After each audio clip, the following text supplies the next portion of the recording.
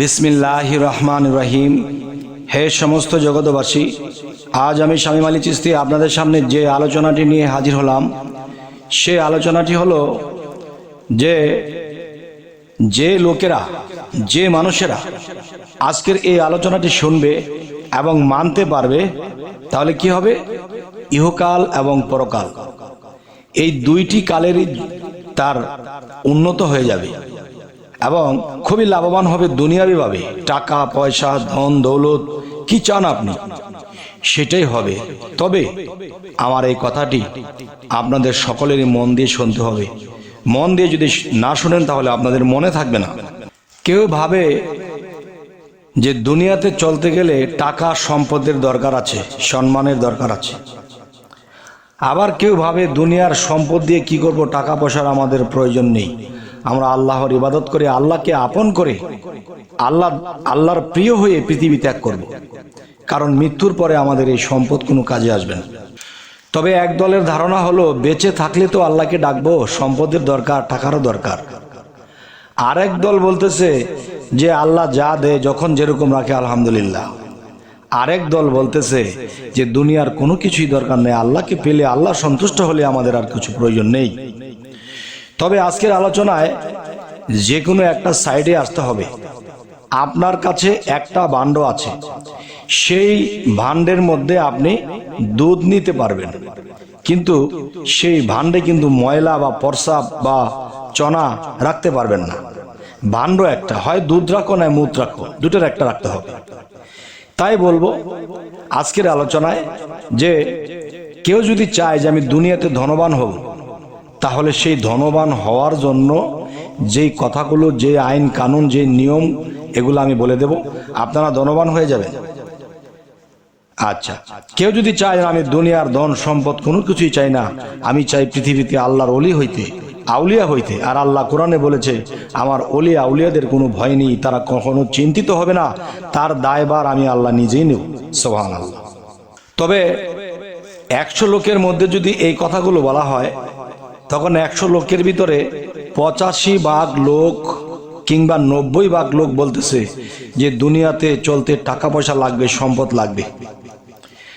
আর 10 ভাগ বা 15 ভাগ লোক বলছে যে কিচ্ছু চাই না, আল্লাহ যদি খুশি হয়।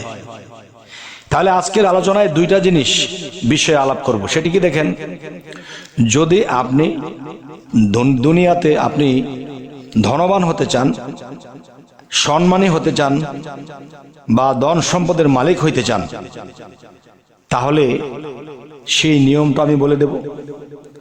আর যদি চান যে না আমি পৃথিবী থেকে আল্লাহর প্রিয় হয়ে, আল্লাহর ওলি হয়ে চলে যাব, তবে বাবা এই দুইটার থেকে যে কোনো একটা চাইতে হবে।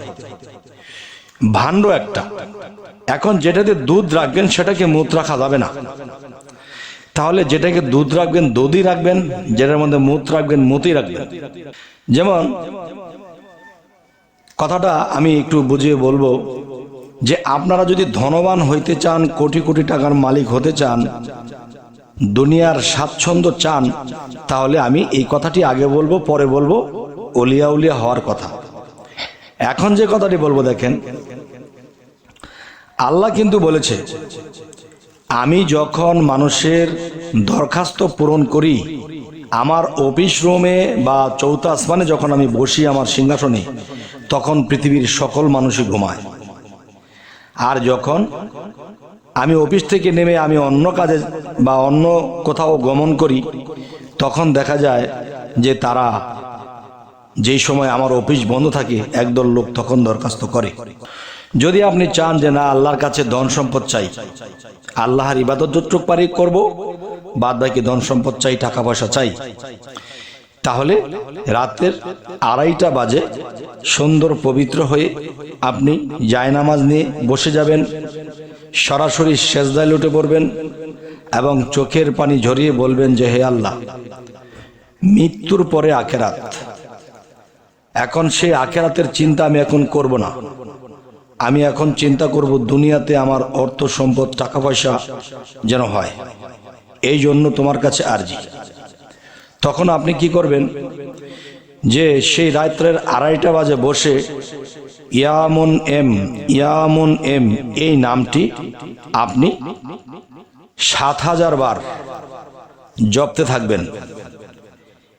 41 দিন পর্যন্ত একটানা করবেন এবং 6 মাস পর্যন্ত যে করবেন সেটা যদি একদিন দুদিন গ্যাপ হয় সমস্যা নেই, কিন্তু একটানা 41 দিন চালিয়ে যেতে হবে প্রতি রাত্রে। একদম সরাসরি দাঁড়া অবস্থায় থেকে আপনি সেজদায় চলে যাবেন, আর এই সেজদার মধ্যে আল্লাহর পবিত্রতা ঘোষণা করে আপনি বসে পড়বেন। যখন বসে আপনি যদি গুনতে না পারেন যে ইয়ামুন এম এই নামটি আপনি 7000 বার এটা পাঠ করবেন। ইয়ামুন এম 7000 বার পাঠ করার পর আপনি মোনাজাত করে চোখের পানির সাথে মোনাজাত করে আপনি ঘুমিয়ে পড়বেন ডান কাতে। এরকম 41 দিন করুন। এরপরে 41 দিন যখন একটানা করা হবে, এরপরে সামনে 6 মাস যে আপনি করবেন তখন গ্যাপ হলেও সমস্যা নেই, একদিন দুদিন গ্যাপ হয়ে গেছে সমস্যা নেই। তাহলে এদিক দিয়ে 41 ওদিক দিয়ে 6 মাস, এর মধ্যে আপনারা রেজাল্ট পেয়ে যাবেন যে আপনাদের ধন সম্পদ টাকা পয়সা কোত্থেকে যে আসবে। আচ্ছা, তাহলে এই নিয়মটা আপনারা 41 দিন এবং সামনে 6 মাস এর মধ্যে দিয়ে যদি আপনারা ধন সম্পদের মালিক না হন, তাহলে আমার এখানে ফোন নাম্বার দেওয়া আছে, তখন এসে আমাকে বলবেন যে আপনি যে বলেছিলেন কই আমি তো হলাম না। কিন্তু বাবা নিয়ম কিন্তু ঠিক রাখতে হবে। আচ্ছা, এ হলো একটা সাবজেক্ট যে দুনিয়াতে ধন সম্পদ হওয়ার যে বিষয়টা। আচ্ছা, এরপরে আবার যে সারাদিন চলাফেরা হাঁটা চলা করবেন, কাজকাম করবেন, যাই কিছু করবেন, মনে মনেও চলবে ইয়ামুন এম। আচ্ছা, এবার আসবো আল্লাহর অলি হয়ে পৃথিবীর থেকে ত্যাগ করবেন। আর আল্লাহ কি বলেছে? আমার অলিদের কোনো ভয় নেই, আমার এই অলিদের মৃত্যু নেই, আমার অলিরা কখনো চিন্তিত হবে না, তাদের দায়ভার আমি আল্লাহ নিজে নিয়ে নেব সেই হাসরের ময়দানে। এখন কেউ যদি আল্লাহর অলি হতে চায় তাহলে আমি তাকে বলবো কি, যে আপনিও রাতের 2টা বাজে ঘুম থেকে উঠে যাবেন, শরীরটাকে সুন্দর পবিত্র করে আপনি সেই জায়নামাজের মধ্যে বসে যাবেন। বসে প্রথমত আপনি মোনাজাত দিয়ে দিবেন। মোনাজাত দেওয়ার পরে সরাসরি সেজদা করবেন আল্লাহকে। দেখেন ওই সময় কিন্তু আল্লাহর যে আরশে আজিম খোলা, আল্লাহর যে 4টা আসমান সেটাও খোলা, আল্লাহর সিংহাসনে বসা, সেই আরশে আজিমে দরজা খোলা এবং আল্লাহর 4টা আসমানের দরজা খোলা। এদিক দিয়ে যখন আপনি আপনার কালবের দিকে করে যখন মুর্শিদের স্রোত রেখে যখন আপনি দিকে জিকির করতে শুরু করেছেন, সেই কালবের স্থানটা আমাদের 4টা আসমান, বাহির জগৎ 4টা আসমান, সেখানেও 4টা আসমান।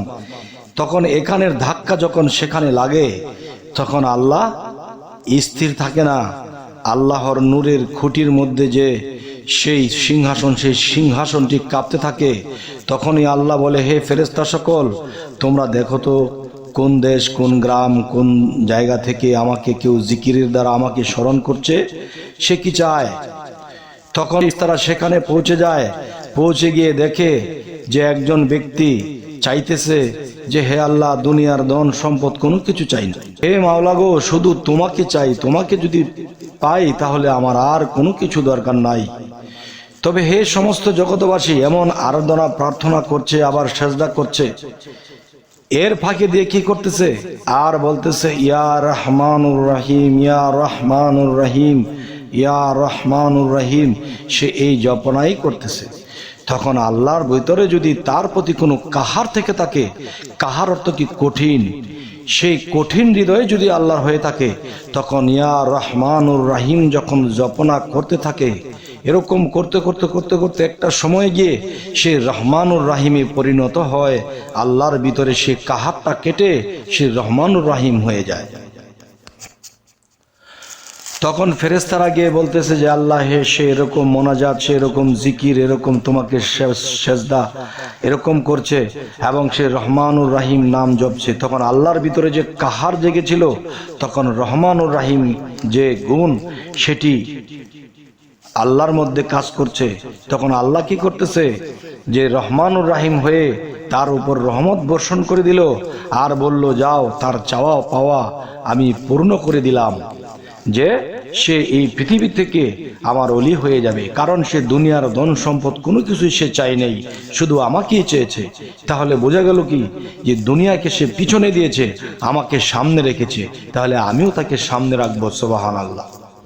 তবে হে সমস্ত জগৎবাসী, আজকের এই আলোচনাটি যদি কেউ মানতে পারেন এবং সর্বদা ইয়া রহমানুর রাহিম, আবার মাঝে মাঝে ইয়া রব রব্বি জিদনি ইলমা, হে রব আমায় জ্ঞান দান করুন, ইহকাল এবং পরকালের জ্ঞান দান করুন, এবং আপনার সন্নিকটে যেন আমরা একদিন পৌঁছাতে পারি। তবে হে সমস্ত জগৎবাসী, আজকে যে আলোচনাটি করলাম, অবশ্যই যদি কেউ মানতে পারেন, তাহলে ওই সাইড দুনিয়ারটা চাইলে দুনিয়ারটা পেয়ে যাবেন, কিন্তু আখেরাতের কথা আমি বলতে পারবো না। কিন্তু পরে যে সাবজেক্টটি বলেছি, এতে আখেরাত আপনার কাছে খুব সুন্দর হয়ে যাবে, আল্লাহর কাছে আপনি প্রিয় হয়ে যাবেন। তবে একটি কথা মনে রাখতে হবে, যে আমি দেশের রাজাকে গিয়ে বলতেছি আমার বাড়ি লাগবে, গাড়ি লাগবে, টাকা লাগবে, পয়সা লাগবে, তখন রাজা তাকে দিয়ে দিছে, যা বাবা যা। আরেকজন এসে বলতেছে, হে রাজামশাই, সবাইকে তো সবকিছু দিচ্ছেন, আমি চাইলে তো আমাকে দিবেন না। আরে কি বলো, কত অপরিচিত মানুষে কিছু নিয়ে গেল, তুমি আমার এখানে সেবা করো, তোমাকে দেব না? তখন বলতেছে, না হুজুর, আমি চাইলে তো আমাকে দিবেন না। হ্যাঁ বলো, আমি কথা দিচ্ছি আমি তোমাকে দিব। তখন বলতেছে, হুজুর আমি তো আপনাকে চাই। আমাকে কেন? হুজুর আমি যদি আপনাকে পাই, তাহলে গোটা রাজত্বটাই তো আমার। সুবহানাল্লাহ, সুবহানাল্লাহ। এই জ্ঞানটা যদি আমরা রাখি, তাহলে আর বোঝার থাকে না বাকি। তারপরেও আমি দুইটি সাইড তুলে ধরেছি, যেই সাইডটি আপনাদের ভালো লাগে সেটি আপনারা করবেন। অবশ্যই ভালো লাগলে আমাদের এই চ্যানেলটিকে সাবস্ক্রাইব করে রাখবেন পরবর্তীতে ভালো আলোচনা পাওয়ার জন্য। সকলে ভালো থাকবেন। আল্লাহ হাফিজ।